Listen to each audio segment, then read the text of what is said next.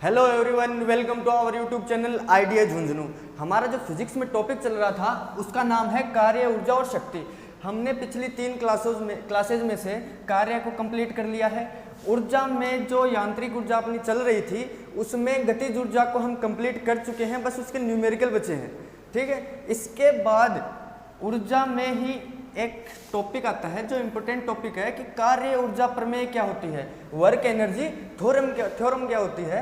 तो इसका जो स्टेटमेंट होता है वो देखिए। सबसे पहले, यदि किसी बल द्वारा किसी वस्तु पर कार्य किया जाता है, यदि किसी बल द्वारा किसी वस्तु पर कार्य किया जाता है तो वह किया गया कार्य जो अपनी गतिज ऊर्जा होती है, गतिज ऊर्जा में परिवर्तन के बराबर होता है। यदि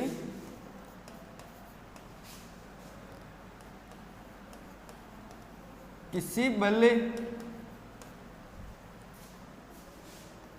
द्वारा किसी वस्तु पर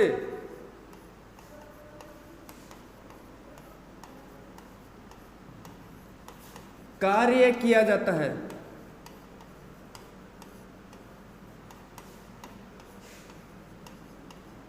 तो किया गया कार्य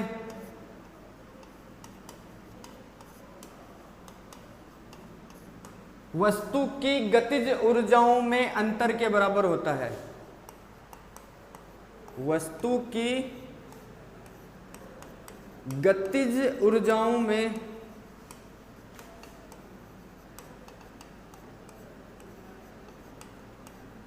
अंतर के बराबर होता है। गतिज ऊर्जाओं में अंतर का क्या मतलब हुआ? गतिज ऊर्जाओं में अंतर का मतलब क्या हुआ? यहां पर गतिज ऊर्जाओं में मतलब यह हुआ, मान लीजिए कोई वस्तु u वेग से गति कर रही है। मान लीजिए कोई वस्तु जिसका द्रव्यमान अपने पास m है, वह वस्तु u वेग से गति कर रही है, तो इसके लिए काइनेटिक एनर्जी क्या होगी? Half mu²।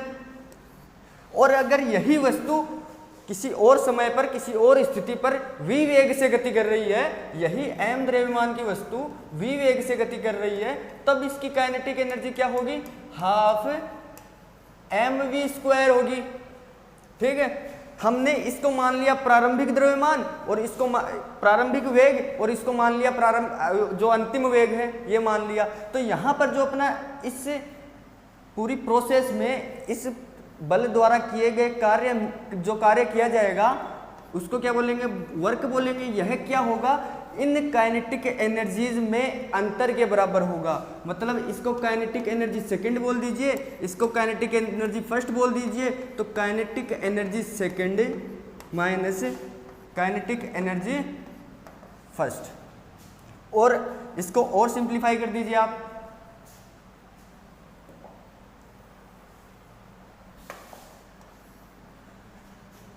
कार्य क्या हो जाएगा? काइनेटिक एनर्जी फर्स्ट कितनी आई थी अपने, सेकंड कितनी आई थी अपने पास? हाफ mv², और फर्स्ट क्या आई थी? Half mu²। जहां पर v क्या है? वस्तु का अंतिम वेग, और u क्या है? वस्तु का प्रारंभिक वेग। इसको हम अगर मोमेंटम की टर्म में लिखेंगे तो मोमेंटम की टर्म में कैसे लिख सकते हैं? p f बोल दीजिए इसको by 2m minus p i² divided by 2m। जहां पर pf क्या है? pf है वेग v के कारण जो मोमेंटम है वस्तु का, उसको क्या बोलेंगे हम? pf बोलेंगे, p फाइनल बोलेंगे, और pi का मतलब क्या हुआ? p इनिशियल, और p इनिशियल प्रारंभिक वेग के कारण जो वस्तु में मोमेंटम है, वस्तु में संवेग है, उसको pi से डिनोट किया गया है। ये मैंने आपको बता दिया था कि वस्तु और संवेग, वस्तु के संवेग में और उसके कार्य में जो संबंध होता है उसको मैंने आपको पहले वीडियो में क्लियरिफाई किया हुआ है कि यह संबंध होता है। ठीक है, तो इस प्रकार से हम किए गए कार्य को वस्तु की गतिज ऊर्जाओं में अंतर के बराबर बता सकते हैं, और यही जो अंतर होता है इसी को हम बोलते हैं कार्य ऊर्जा प्रमेय। तो इस प्रकार से हम निकालते हैं। अब आगे बात करते हैं हम।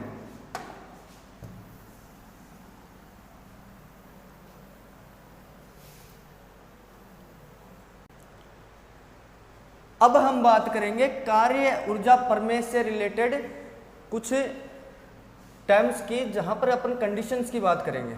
ठीक है, तो अपन देखते हैं कि अपने पास जो बल के द्वारा वर्क डन किया गया था वो क्या आया था, half m v square minus half m u square, जहां पर वी क्या था, वी था अपने पास वस्तु का अंतिम वेग, वस्तु का अंतिम वेग, और जहां यू क्या था, यू था अपना वस्तु का प्रारंभिक वेग, प्रारंभिक वेग। ठीक है, और m क्या था अपने पास, m था वस्तु का द्रव्यमान। अब हम कार्य ऊर्जा प्रमेय को देखेंगे और इस पर वर्क डन का अपने पास ये फॉर्मूला आ गया है किसी भी फोर्स के द्वारा। अब हम कंडीशंस की बात करेंगे कि यदि हम दोनों जो अपने पास वेग हैं उनको बराबर कर दें तो अपने पास वर्क डन क्या होगा। अगर हम अंतिम वेग को ज़्यादा कर दें, गतिज ऊर्जा मतलब कि कम हो रही है, ज़्यादा हो रही है, तो उन सारी कंडीशंस में जो अपना वर्क डन आएगा, बल के द्वारा किया गया कार्य आएगा, उस पर क्या प्रभाव पड़ेगा। तो आइए सबसे पहले हम एक एक करके कंडीशंस के बारे में देखते हैं। जो अपनी सबसे पहली कंडीशन है उसके बारे में बात करते हैं। मैंने माना वस्तु का प्रारंभिक वेग तथा अंतिम वेग बराबर हैं। प्रारंभिक वेग और अंतिम वेग बराबर होने का मतलब क्या हुआ, मतलब कि कोई वस्तु है, यह कोई वस्तु है, इस पोजीशन में मान लीजिए उसका वेग u है और इस पोजीशन पर उसका वेग v है, तो यह एक समान वेग से चल रही है, यह एक समान वेग से चल रही है। इस पर फोर्स मान लिया इस डायरेक्शन पर है, तो F प्रारंभिक वेग और अंतिम वेग के बराबर होने का यही मतलब है कि यह एक समान वेग से चल रही है। तो उस कंडीशन में इस बल द्वारा किया गया कार्य क्या होगा। तो यहाँ पर सबसे पहले हम वर्क डन की बात करते हैं। वर्क डन अपने पास क्या था, half m v square minus half m u square, यह अपने पास वर्क डन का फॉर्मूला था। अब यहाँ पर हम देखते हैं, since u is equal to v, u is equal to v, प्रारंभिक वेग किसके बराबर है, प्रारंभिक वेग अंतिम वेग के बराबर है। तो यहाँ पर हम इसकी जगह v की जगह u पुट कर दीजिए या फिर इस u की जगह v पुट कर दीजिए, क्योंकि दोनों चीजें इक्वल है। तो यहाँ से आगे देखिए, half m v square minus half m v square, मैंने इस u की जगह v पुट कर दिया और ये दोनों चीजें सेम हैं और साइन अलग अलग हैं। तो यहाँ पर अपने पास टोटल वर्क डन क्या आ जाएगा, टोटल वर्क डन आ जाएगा 0। तो अपन यहाँ क्या कर सकते हैं कि यदि वस्तु का प्रारंभिक वेग तथा अंतिम वेग बराबर हैं तो कार्य ऊर्जा प्रमेय के अनुसार बल द्वारा किसी वस्तु पर किया गया कार्य शून्य होता है। ये बात हम इस चीज से प्रूव कर सकते हैं। अब बात करते हैं हम सेकंड कंडीशन की। सेकंड कंडीशन की बात करते हैं हम, तो यहाँ पे लिख लेते हैं, डायग्राम ड्रॉ कर लेते हैं कि यह कोई u वेग से, प्रारंभिक वेग u है और अंतिम वेग v है।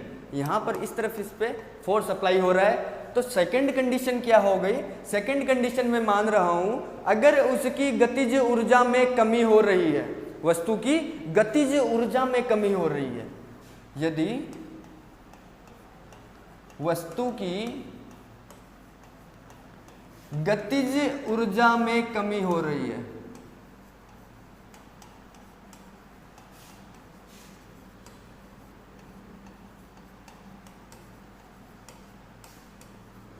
गतिज ऊर्जा में कमी होने का मतलब क्या है, गतिज ऊर्जा में कमी होने का यही मतलब है कि कोई चीज जैसे मोशन में है, यहाँ पर u मान लीजिए, कोई भी वस्तु u वेग से गतिशील है, कोई भी वस्तु u वेग से गतिशील है और उस पर एक इस तरफ फोर्स लगाया जा रहा है। इसी तरफ फोर्स लगाया जा रहा है तो ये गतिशील वस्तु रुकने का प्रयास करेगी, क्योंकि मोशन हो रहा है इस तरफ, फोर्स लग रहा है इस तरफ, तो यहाँ पर ये वस्तु रुकने की कोशिश करेगी। जहाँ पर जो अंतिम वेग हो जाएगा अपना, वह वेग हो जाएगा कम। वो वेग कम होगा तभी तो यह वस्तु रुकने का प्रयास करेगी। अंतिम वेग कम होगा और प्रारंभिक वेग ज्यादा होगा, तो उस कंडीशन में वस्तु की गतिज ऊर्जा में कमी होगी। तो यहाँ पर अपने पास क्या आया कि जो अपने पास u है वो बड़ा है किससे, v से, मतलब प्रारंभिक वेग बड़ा है अंतिम वेग से, बड़ा है किससे, अंतिम वेग से। तो देखिए अपने पास वर्क डन का क्या फॉर्मूला आया था, half mv² minus half mu², half mv² minus half mu² आया था। और यहाँ से देखिए हमने कंडीशन क्या ले ली, गतिज ऊर्जा की कमी होने से हमने क्या देखा कि जो अपनी u की वैल्यू है वो ज़्यादा है किससे, v से ज़्यादा है। तो यहाँ से यह वैल्यू ज़्यादा है, u की वैल्यू ज़्यादा है, तो ओबियस बात है इसका स्क्वायर भी ज़्यादा ही होगा। यहाँ पर v की वैल्यू कम है तो इसका स्क्वायर निकालेंगे हम, वो ओबियस बात है u के स्क्वायर से तो कम ही होगा, u के स्क्वायर से तो कम ही होगा। और बाकी दोनों टर्म दोनों एनर्जीज में सेम है, हाफ m और हाफ m सेम है। फर्क किससे पड़ रहा है, v² से और u² से। यहाँ पर u² की अगर वैल्यू ज़्यादा है तो ये टर्म ज़्यादा होगी और ये टर्म ज़्यादा होगी, तो मतलब माइनस हाफ mv² ज़्यादा होगा किससे, हाफ u²,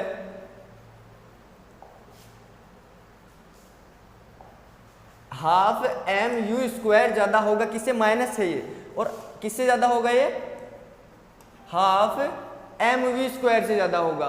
तो यहाँ से देखिए अगर ये टर्म ज़्यादा है, ये पद ज़्यादा है इस पद से, तो जो अपने पास टोटल वर्क डन आएगा उसका साइन क्या होगा, यही साइन होगा, नेगेटिव साइन होगा। क्योंकि किसी भी नेगेटिव, जो ज़्यादा बड़ी नेगेटिव चीज़ है, जैसे मान लीजिए -4 में से मैं +2 जोड़ देता हूँ, तो अब मेरे पास जो आंसर आएगा वो -2 में आएगा। तो मेरा जो यहाँ पर जो माइनस आएगा वो नेगेटिव आएगा। तो यहाँ से टोटल वर्क डन किया जाएगा, वो टोटल वर्क डन क्या होगा, नेगेटिव होगा। तो हम यहाँ पर क्या कह सकते हैं कि यदि किसी वस्तु की गतिज ऊर्जा में कमी हो रही है, या तो ये बात बोल सकते हैं, या फिर क्या बोल सकते हैं कि यदि वस्तु का प्रारंभिक वेग ज़्यादा है अंतिम वेग से, वस्तु का प्रारंभिक वेग ज़्यादा है अंतिम वेग से, तो बल F द्वारा वस्तु पर किया गया कार्य नेगेटिव होगा। वस्तु पर F के द्वारा किया गया कार्य क्या होगा, नेगेटिव होगा। और नेगेटिव की मैंने पहले आपको कंडीशन बताई थी कि जब वर्क डन नेगेटिव होता है तो फोर्स और डिस्प्लेसमेंट की डायरेक्शन क्या होती है, फोर्स और डिस्प्लेसमेंट की डायरेक्शन अपोजिट डायरेक्शन में जाते हैं, एक दूसरे से अपोजिट डायरेक्शन में जाते हैं। तो फोर्स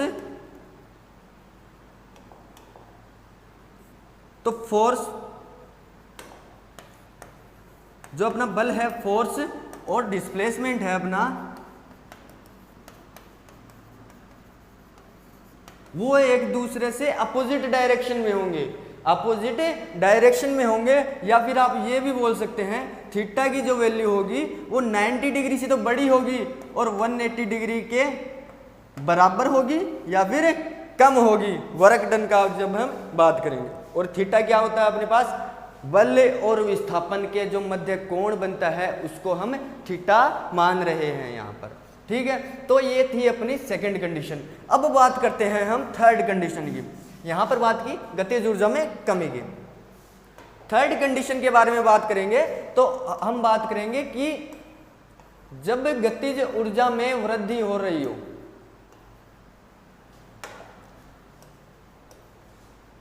जब गतिज ऊर्जा में वृद्धि हो रही हो, जब गतिज ऊर्जा में वृद्धि हो रही हो। गतिज ऊर्जा में वृद्धि को हम कैसे समझ सकते हैं, मान लीजिए यहां पर कोई वस्तु रखी गई है, ठीक है, यहां पर इसका वेग u है और यहां पर यह वस्तु मोशन करके आ जाती है, यहाँ पर इसका वेग v है। तो यह वस्तु मान लीजिए रेस्ट में है, कोई कार्य नहीं कर रही है, मतलब इस पर डिस्प्लेसमेंट जीरो है, यहाँ के यहीं है ये, ठीक है।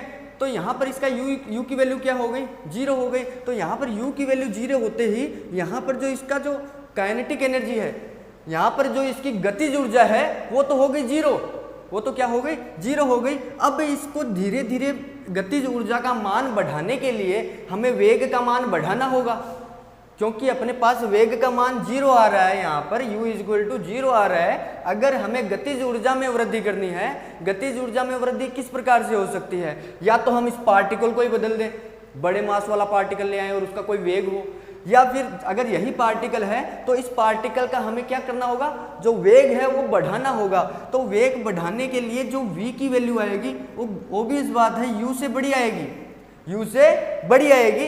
तो अपने पास देखिए आगे क्या करते हैं, तो अपने पास कंडीशन क्या आ गई, u is less than v। यहां पर v की वैल्यू ज्यादा है किससे, u से, मतलब अंतिम वेग है जो, अंतिम वेग ज्यादा है किससे, प्रारंभिक वेग से, प्रारंभिक वेग से। तो यहां पे W का मान क्या निकाला था हमने, half mv square minus half mu square. तो यहां से देखिए अगर v की वैल्यू ज्यादा है तो v स्क्वायर की वैल्यू भी ज्यादा होगी, और u की वैल्यू कम है तो u स्क्वायर की वैल्यू भी v स्क्वायर से तो कम ही होगी। यह राशि जो होगी वो कम होगी किससे, इस राशि से। तो यहां से देखिए क्या होगा, जो अपने पास हाफ mu स्क्वायर है वो कम होगा किससे, हाफ mv स्क्वायर से। तो यहाँ पर डोमिनेंट कौन है, डोमिनेंट ऑब्वियस बात है ये राशि जो है वो डोमिनेंट है, और इसका साइन क्या है, इसका साइन है पॉजिटिव साइन है। तो अपने पास टोटल वर्क डन क्या आ जाएगा, टोटल वर्क डन आ जाएगा, पॉजिटिव वर्क डन आ जाएगा।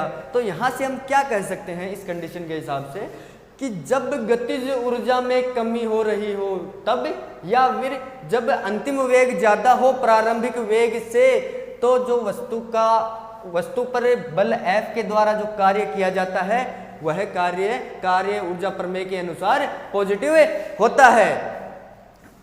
अगर यह कार्य पॉजिटिव है तो जो बल और विस्थापन, मान लीजिए यहां से अक्स हो रहा है, ठीक है, इस डायरेक्शन में अक्स हो रहा है, फोर्स भी इस डायरेक्शन में लग रहा है। तो ये बल और विस्थापन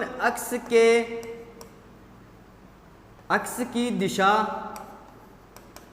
समान होगी। एक तो कंडीशन ये हो सकती है, मान लीजिए इसी तरफ फोर्स लग रहा है और इसी तरफ अपना विस्थापन हो रहा है, उस कंडीशन में भी पॉजिटिव होगा। और देखिए अगर थीटा की वैल्यू जीरो से तो बड़ी है और 90 डिग्री से छोटी है, जीरो जहां पर इंक्लूडेड है, जीरो जहां पर इंक्लूडेड है, यानी थीटा की वैल्यू जीरो या जीरो से बड़ी और 90 डिग्री से छोटी है, तब भी जो वर्क डन आएगा अपना वो पॉजिटिव वर्क डन होगा। ठीक है, आई थिंक आपको ये बातें समझ में आ गई होंगी। यही होता है कार्य ऊर्जा प्रमेय। और आपसे इसी प्रकार से सवाल पूछे जाएंगे कि गतिज ऊर्जा में वृद्धि हो तब क्या होगा, या फिर गतिज ऊर्जा में कमी हो तब क्या होगा, जब दोनों वेग बराबर हो तब क्या होगा। इसी प्रकार से आपको थोड़ा सा घुमा के दे दिया जाएगा और आपको बस सोचना है, थोड़ा सा दिमाग लगाना है। अगर आपने एग्जाम में थोड़ा सा दिमाग लगा लिया तो आपका क्वेश्चन एकदम सही हो जाएगा। अगर आप इस टाइप के क्वेश्चंस को देखते ही डर गए तो आपसे आगे सवाल नहीं होगा। तो चलिए यहां तक बात हो गई कार्य ऊर्जा प्रमेय की। अब बात करते हैं हम आगे।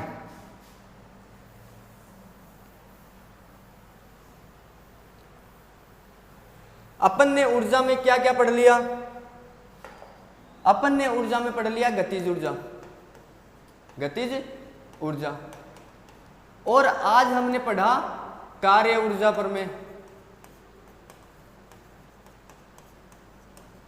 कार्य ऊर्जा प्रमेय। अब हम पढ़ेंगे स्थितिज ऊर्जा, स्थितिज ऊर्जा जिसको हम इंग्लिश में पोटेंशियल एनर्जी भी बोलते हैं। मैकेनिकल एनर्जी बनती है, यह एक प्रकार की मैकेनिकल एनर्जी होती है। गतिज ऊर्जा भी एक प्रकार की जो यांत्रिक ऊर्जा है वही होती है, और जो स्थितिज ऊर्जा है वह भी एक प्रकार की यांत्रिक ऊर्जा ही होती है। हमें गतिज ऊर्जा और स्थितिज ऊर्जा के योग से यांत्रिक ऊर्जा को किसी भी जो पार्टिकल है, ऑब्जेक्ट है, उसकी यांत्रिक ऊर्जा के रूप में लिख सकते हैं जब हमें गतिज ऊर्जा और स्थितिज ऊर्जा दी गई हो। ठीक है, अब बात करते हैं हम स्थितिज ऊर्जा की।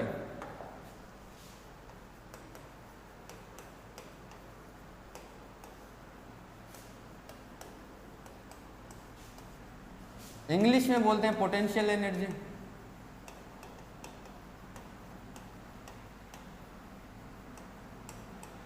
तो क्या होती है स्थितिज ऊर्जा? क्या होती है स्थितिज ऊर्जा? सबसे पहला सवाल तो अपना यही है कि स्थितिज ऊर्जा क्या होती है। तो हमने गतिज ऊर्जा के बारे में पढ़ा था कि वस्तु की गति के कारण, जब वस्तु मोशन में होता है तो वस्तु में मोशन के कारण जो उसमें ऊर्जा होती है उसको हम बोलते हैं गतिज ऊर्जा। बट यहाँ पर हम बात कर रहे हैं स्थितिज ऊर्जा की, तो वस्तु की स्थिति के कारण जो उसमें ऊर्जा होती है उसको बोलेंगे हम स्थितिज ऊर्जा या फिर पोटेंशियल एनर्जी। स्थिति के कारण कौन सी ऊर्जा होगी?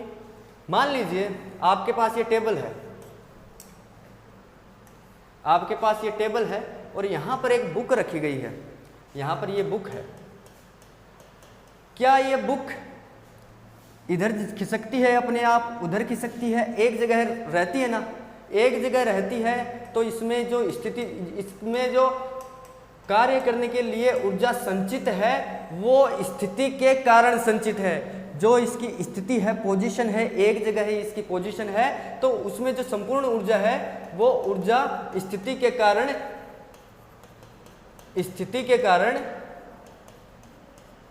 स्थितिज ऊर्जा के रूप में संचित है। अब हम अगर इस वस्तु पर कोई कार्य करवाना चाहते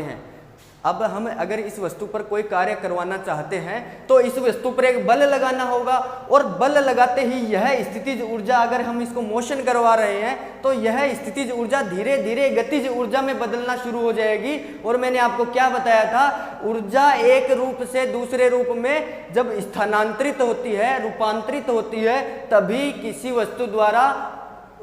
बल द्वारा किसी वस्तु पर कार्य किया जा सकता है। तो यहाँ पर अगर हम इस वस्तु पर इस प्रकार से बल लगाते हैं, F बल लगाते हैं, और ये अपनी पोजीशन चेंज कर लेती है, तो इस तरफ मतलब मोशन करने लगती है, तो स्थितिज ऊर्जा परिवर्तित हो गई किसमें? गतिज ऊर्जा में। और ऊर्जाओं के इसी रूपांतरण से बल द्वारा वस्तु पर कार्य किया जाता है। ठीक है, तो इस प्रकार से हम स्थितिज ऊर्जा को समझ सकते हैं कि स्थिति के कारण, जो वस्तु की स्थिति के कारण जो उसमें ऊर्जा निहित होती है उसको स्थितिज ऊर्जा कहा जाता है। तो मैं डेफिनेशन लिख देता हूं। किसी वस्तु में उसकी स्थिति के कारण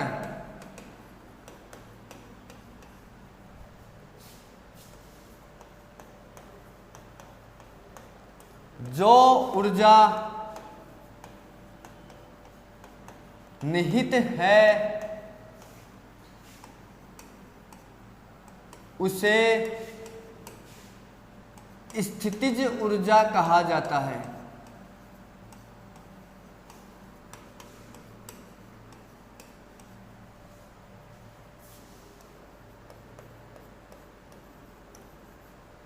स्थितिज ऊर्जा कहा जाता है। ठीक है, इस प्रकार से हम स्थितिज ऊर्जा की डेफिनेशन देते हैं। तो स्थितिज ऊर्जा का जब हम इसको U से डिनोट किया जाता है, इसको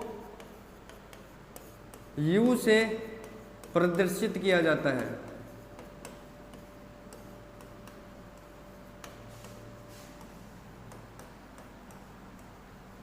ठीक है, U से प्रदर्शित कर दिया।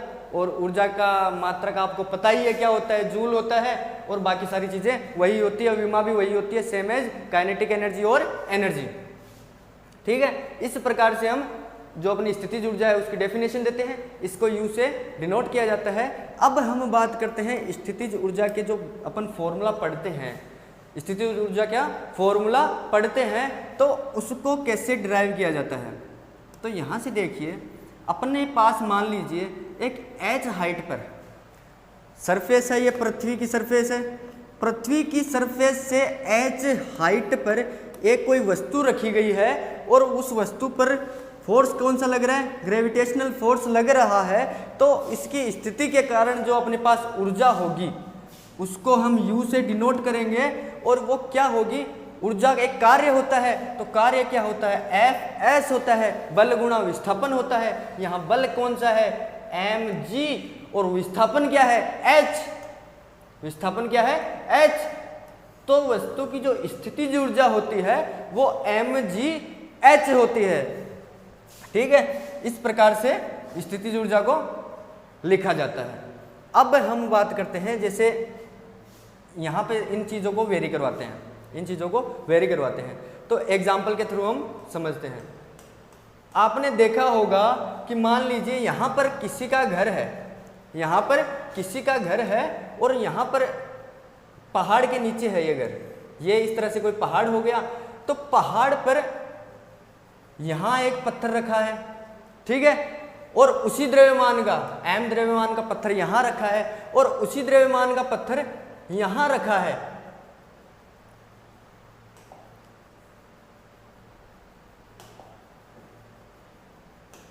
और उसी द्रव्यमान का पत्थर यहां भी रखा हुआ है। तो यहां पर देखिए m बराबर है, ठीक है। दो कंडीशंस बना लेते हैं, एक इस पत्थर के लिए और एक उस पत्थर के लिए। सबसे पहले इस पत्थर के लिए बनाते हैं।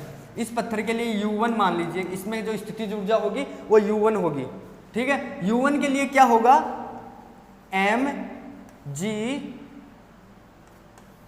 और ये मान ली H1,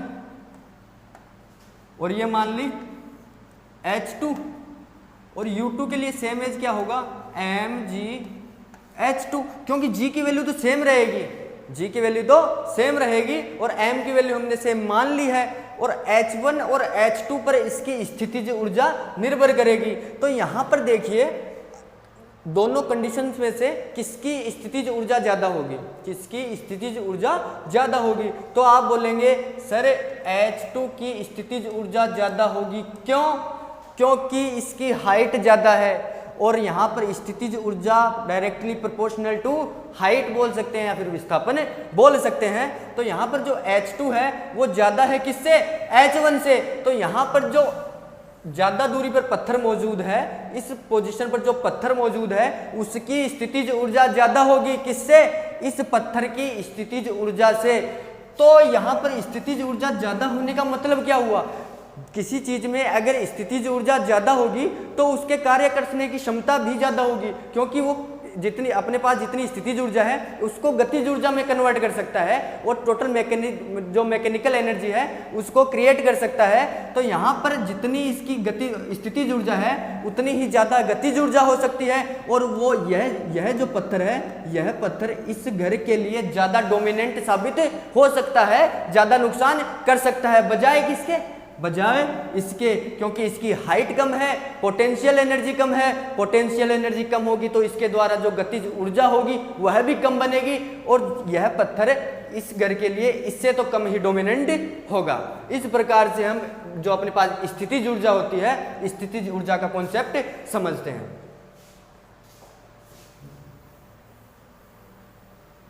अब हम बात करते हैं स्थितिज ऊर्जा के प्रकारों के बारे में।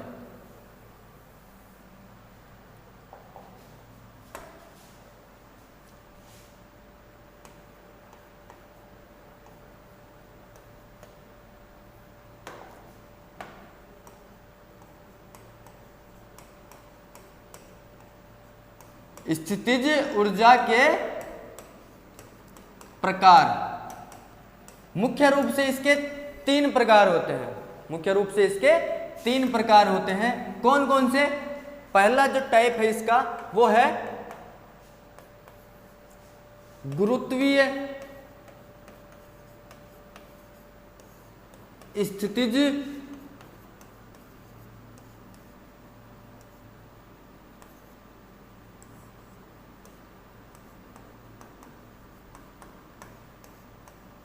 ऊर्जा।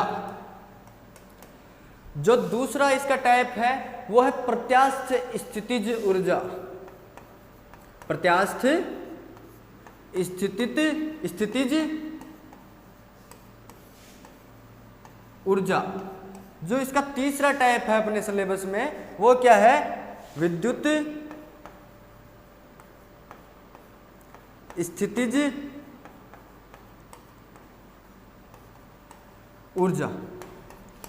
अपने पास सिलेबस में क्या है? डिफेंस के सिलेबस में 3 प्रकार की स्थितिज ऊर्जाएं होती हैं। इनके अलावा भी होती हैं जैसे न्यूक्लियर स्थितिज ऊर्जा, मतलब नाभिकीय स्थितिज ऊर्जा, बट वो अपने सिलेबस में नहीं है, वो हायर स्टैंडर्ड की चीज़ें हैं। तो जो अपने को वही चीज़ें पढ़नी है जो अपने सिलेबस में है, ज़्यादा पढ़ने से कोई फायदा नहीं होगा। तो यहाँ पर हम 3 इन ऊर्जाओं का, 3 इन स्थितिज ऊर्जाओं का अध्ययन करेंगे। तो यहाँ पर देखिए, सबसे पहले मैं बात करता हूँ गुरुत्वीय स्थितिज ऊर्जा।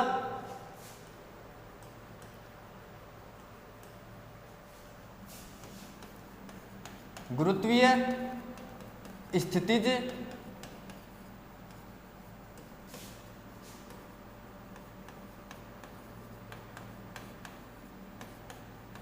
ऊर्जा। अंग्रेजी में इसको बोला जाता है gravitational potential energy. Gravitational potential energy. तो गुरुत्वीय स्थितिज ऊर्जा क्या होती है?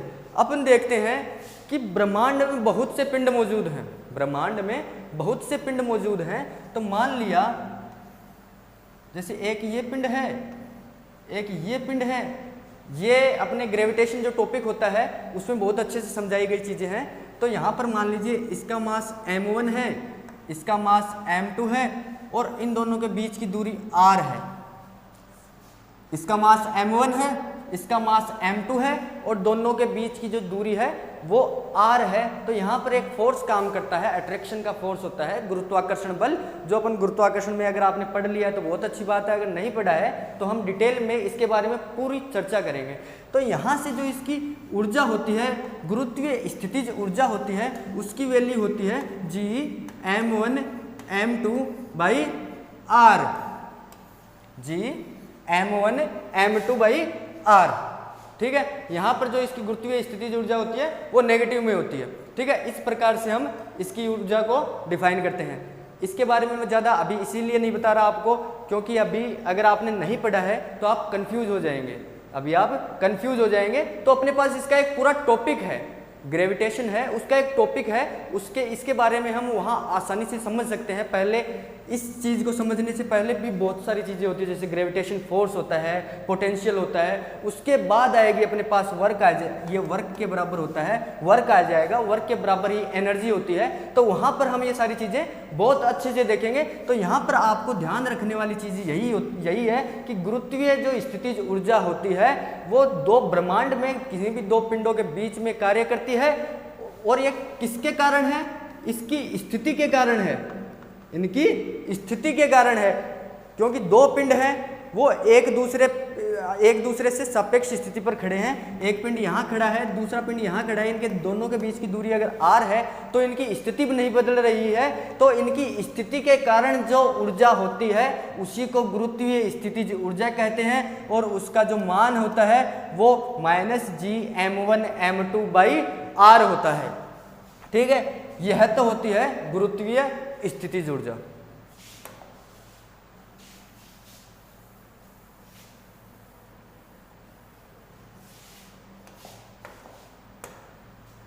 अब हम बात करते हैं अपने सेकंड की, प्रत्यास्थ स्थितिज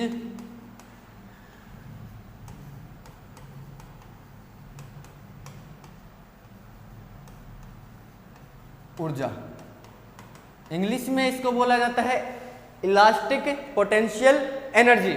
ठीक। तो क्या होती है? पहले तो हम प्रत्यास्थ देखते हैं क्या होता है। प्रत्यास्थ, इलास्टिसिटी, प्रत्यास्थता होती क्या है? मतलब ये चीज होती है जैसे कोई स्प्रिंग है, स्प्रिंग को हम खींचें, ये इसकी मान लीजिए साम्यावस्था है स्प्रिंग की। अगर हम स्प्रिंग को खींचे तो वह कुछ समय पश्चात एक विस्थापन तय करके वापस उसी साम्यावस्था में आने की कोशिश करती है। इसी प्रकार रबड़ होता है अपना, रबर को कितना भी खींच लीजिए वो संकुचित या फिर बड़ा होने के बाद भी अपनी साम्य अवस्था में आने की कोशिश करता है, और इसी वस्तुओं के इसी गुण को क्या कहते हैं, प्रत्यास्थता कहते हैं, कि वस्तुएं खींची जाने के बाद या फिर संपीड़ित होने के बाद भी अपनी साम्य अवस्था में आने का प्रयास करती हैं।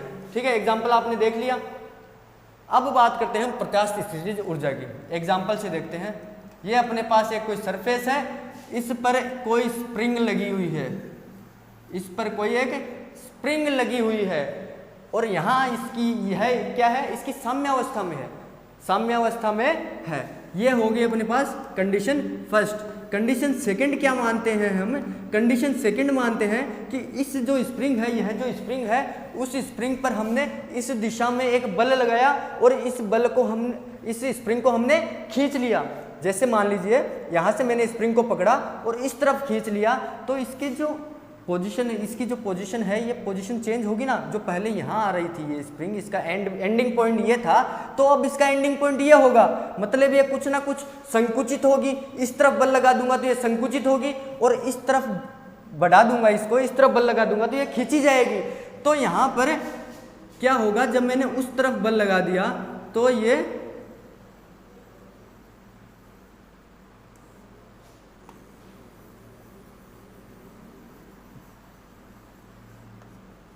खींची गई।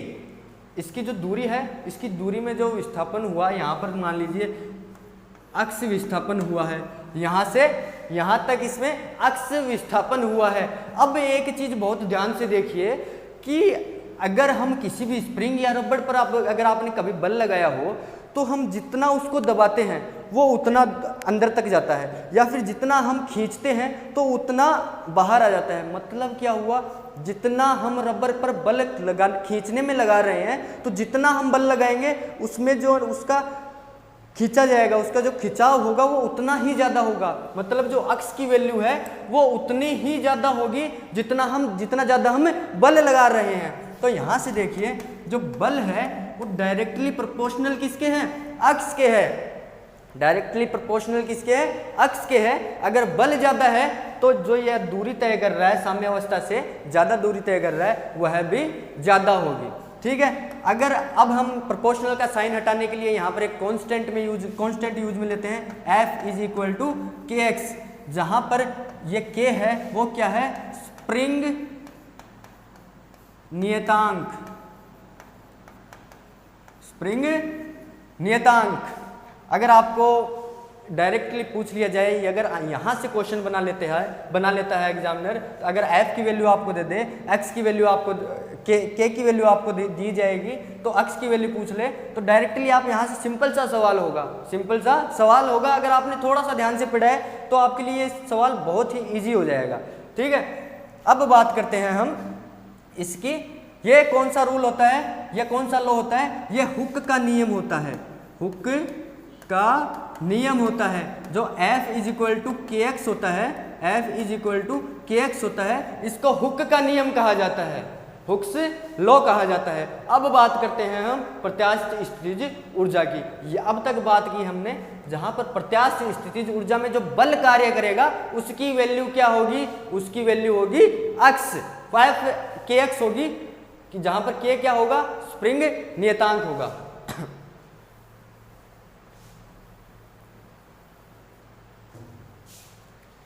अब बात करते हैं हम जो अपनी स्प्रिंग के लिए प्रत्यास्थ स्थितिज ऊर्जा है, तो इसकी जो वैल्यू होती है वो हाफ के अक्ष स्क्वायर होती है, हाफ के अक्ष स्क्वायर होती है, क्योंकि जब भी स्प्रिंग इस प्रकार से होती है,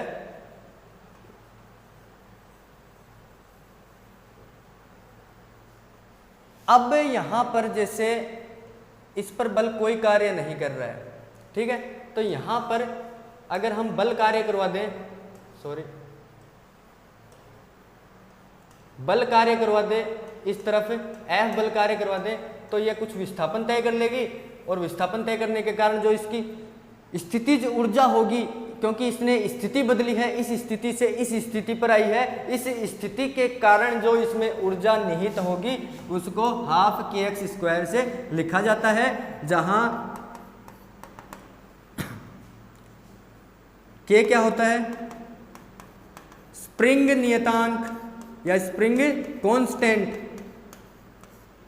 और अक्स क्या होता है, अक्स होता है या तो स्प्रिंग को संकुचित किया जा रहा है या फिर स्प्रिंग को खींचा जा रहा है, एक तरीके से साम्यावस्था से विस्थापन, साम्यावस्था से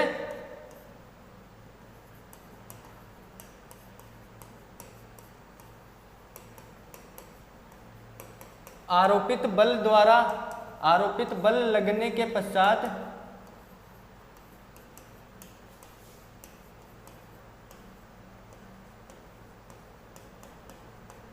तय किया गया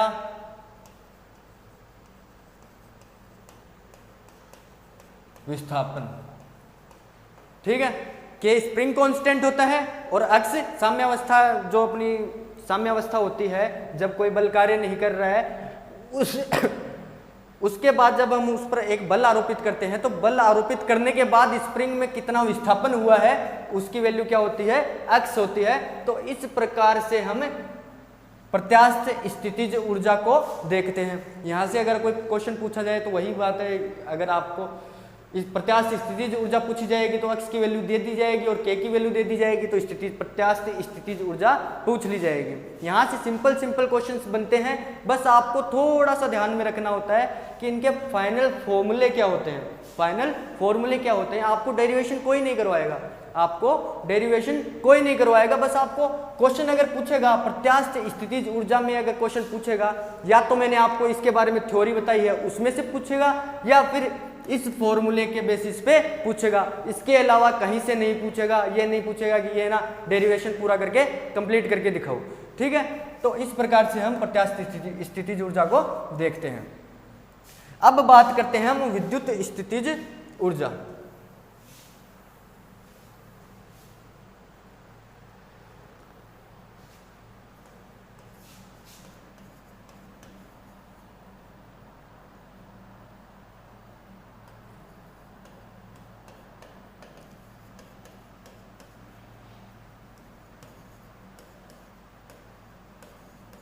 विद्युत स्थितिज ऊर्जा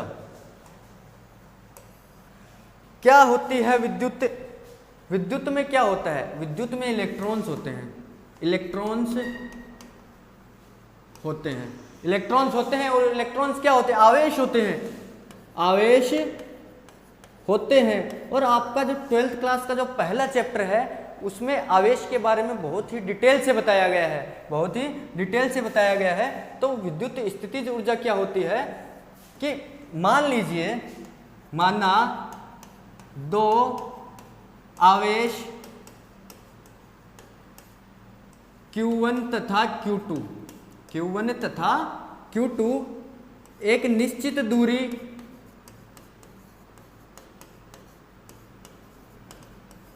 R पर रखे गए हैं। निश्चित दूरी R पर रखे गए हैं, यानी कि पहला चार्ज मान लिया ये Q1 है, दूसरा चार्ज मान लिया ये Q2 है, और इन दोनों के बीच की जो दूरी है वो क्या है? वो है R है। ठीक है, तो यहाँ पर जो कार्य किया जाएगा, इन दोनों बलों पर जो कार्य किया जाएगा वही क्या होगा? स्थितिज ऊर्जा के बराबर होगा। अनंत से किसी बिंदु पर तक लाने में जो कार्य किया जाएगा किसी भी आवेश को, वो स्थितिज ऊर्जा के रूप में संचित होगा।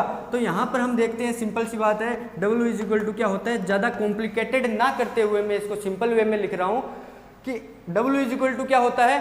F.S बल गुणा विस्थापन। और यहाँ पर बल कौन सा है? बल है कूलाम का नियम, बल है कूलाम के नियम से जो अपने पास बल निकलता है वो बल है। तो K Q1 Q2 by R square, K Q1 Q2 by R square, जहाँ Q1 क्या है? पहला आवेश, Q2 क्या है? दूसरा आवेश, R क्या है? इन दोनों आवेशों के बीच की दूरी। और K क्या है यहाँ पर? ये एक नियतांक होता है।